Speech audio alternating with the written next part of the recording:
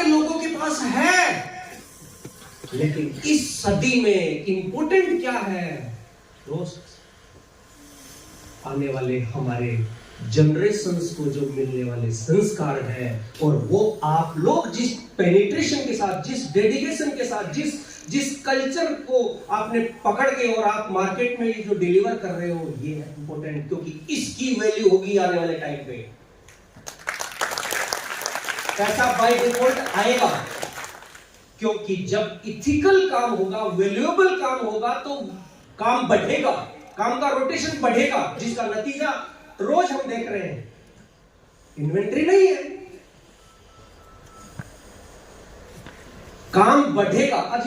अभी इस दौर में अजीत जी, मैं बैठा बैठा कैलकुलेशन कर रहा था, पिछले रिकॉग्निशन प्रोग्राम में कितने रिकॉग्निशन हुए थे लक्ष्मी? लगभग 70। और आज जब मैंने संजय जी से बात करी, उन्होंने कहा सर इस बार 72 है। मतलब 1-1.5-2 महीने में इतने सारे लोग हर महीने अचीवमेंट ले रहे हैं, हर महीने लोग इतना सक्सेस ले रहे हैं, हर महीने लोगों की पिन चेंज हो रही है, हर क्वार्टर लोगों की पिन चेंज हो रही है। ये कहां से हो रहा है भाई साहब? मैं जब अपने स्पीड की जब कैलकुलेशन करते हैं, जब स्पीड की कैलकुलेशन जब देखते हैं, पहले एक साल में केवल 7.5 बीघा, पहला प्रोजेक्ट था 9 बीघा, पूरे साल में 9 बीघा प्रोजेक्ट आया था। दूसरे साल में 7.5 बीघा प्लस 22 बीघा, तीसरे साल में 40 बीघा एक प्रोजेक्ट था। मतलब 6 महीने या साल में, मतलब हर साल 1 या 2 प्रोजेक्ट आया करता था, और आज हर महीने में 2-4 प्रोजेक्ट हर महीने में आते हैं।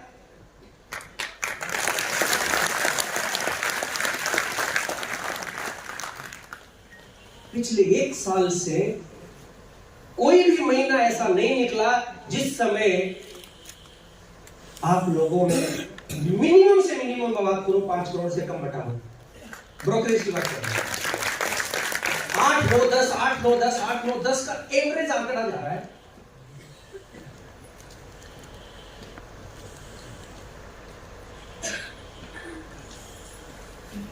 ये जो चीज, ये जो आपने कर दिखाया है ना, ये बहुत वैल्यूएबल है, ये बहुत इंपॉर्टेंट है। बस इसको पकड़ के रखिए। अभी बहुत सारे लोगों का सवाल रहा था कि यार अभी माल नहीं है, वापस वही समस्या आ रही है। मैं आपको बता दूं, टेंशन ना लो, इसकी जरूरत नहीं है यार। अरे आप इस पे ध्यान दोगे तो फिर इसमें नहीं जा पाएगा। मैं आपको बता दूं, पिछला जो 3-4 महीने निकले हैं ना, आचार संहिता, अथॉरिटीज ने कोई काम नहीं किया, इवन पट्टे भी बहुत मुशक्कत करके कुछ पट्टे निकाले, फाइलों को तो बिल्कुल देखा तक नहीं, रेवेन्यू का कोई काम नहीं हुआ। बहुत सारे अपनी कम से कम, मैं एंटायर ग्रुप की यदि बात करूं तो कम से कम 20 फाइलें रेवेन्यू में और अथॉरिटी में है, जो अगले 15 से 20 दिन में आने वाली है। 15 से 20 दिन का मामला है, 15 से 20 दिन। और जनवरी आप मान के चलो, फरवरी से आपके पास वही, क्योंकि अब सब कुछ हो गया, सरकार बन गई, मंत्री बन गए, वो जो होना था वो सब हो लिया लक्ष्मीनारायण जी, है ना? तो अब क्या बचा? अब माल आएगा, पूरा तैयारी में है। और दूसरा इंपॉर्टेंट जो कारण रहा, या इस पर्टिकुलर पीरियड की मैं पिछले 2-3 महीनों की बात करूं, इस पर्टिकुलर पीरियड में जो रहा वो ये रहा कि पिछले 1 साल में हमने इतनी परचेजिंग कर रखी है, इतनी परचेजिंग हो रखी है, इतनी परचेजिंग हो रखी है, कम से कम 10 से 12, मैक्सिमम ज्यादा ही है, 15 से ज्यादा प्रोजेक्ट इस पोजीशन पे है जिनमें किसी न किसी तरह की टेक्निकल उलझन है, कोई ना कोई छोटा मोटा डिस्प्यूट है, छोटा मोटा कोई है, वो क्लियर करने के लिए इस बार मिशन लिया है। और आज अभी हम लोग यहां से फ्री होते ही पूरी रेवेन्यू डिपार्टमेंट और अथॉरिटी डिपार्टमेंट और इन सब की मीटिंग है अभी, और मिशन लिया है जो भी प्रोजेक्ट अपने किसी न किसी कारण रेवेन्यू डिपार्टमेंट में अटके हुए हैं, किसी न किसी मैटर में अटके हुए हैं, किसी तरह के काश्तकारों के कोई इश्यू की वजह से अटके हुए हैं, या किसी कोई पोजीशन की वजह से इश्यू अटके हुए हैं, या किसी भी तरह से जो प्रोजेक्ट अपने कम से कम 15 प्रोजेक्ट अपने इस पोजीशन पे अटके हुए हैं, और उनका मिशन लिया है अगले 60 डेज में उनको क्लोज और कंप्लीट करके क्लोज करेंगे उनको। ये मिशन लिया है पूरी टीम ने, पूरे अपने रेवेन्यू जो संभालती है वो टीम प्लस अथॉरिटी संभालती है वो टीम ने, और आज उनकी पूरी प्लानिंग खाका पूरा तैयार हो चुका, और उनको डेपुटेशन तैयार कर दी कौन आदमी कौन से काम को अगले 1 से 1.5 महीने में उनको क्लोज करना है, और वो सारी की सारी टाउनशिप्स आपके लिए डिलीवर करनी है। और उसके साथ साथ तीसरा जो इंपॉर्टेंट मिशन लिया है अभी, वो लिया है कि परचेजिंग के लिए नई टीम लगा के और इतना स्ट्रॉन्ग बनाएंगे इस डिपार्टमेंट को कि आपको कभी समस्या नहीं आएगी। सारे प्रोडक्शन हाउसेज में इतना मिशन लिया है इस चीज के लिए कि उसको इस केवल एक ही जगह अपन अब तक केवल एक ही जगह अपन पिछड़ रहे थे, इसलिए अब इस डिपार्टमेंट को इतना स्ट्रॉन्ग करेंगे सारे प्रोडक्शन हाउसेज जिसकी कभी आपको कमी नहीं होगी।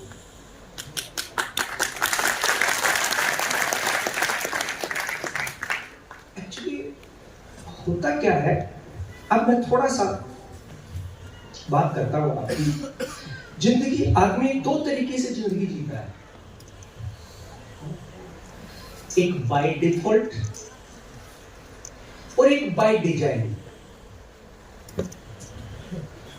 आप कौन सी जीना चाहते हैं, बाय डिफॉल्ट या बाय डिजाइन? बाय डिफॉल्ट क्या है? आपको जिस घर में आपका जन्म हुआ बाय डिफॉल्ट मिला या बाय डिजाइन? By default. आप उसमें कुछ नहीं कर सकते। दुनिया में बहुत सारे काम है ना, उनमें कुछ चीजें हैं जो आपके कंट्रोल में है, कुछ चीजें हैं जो आपके कंट्रोल में नहीं है।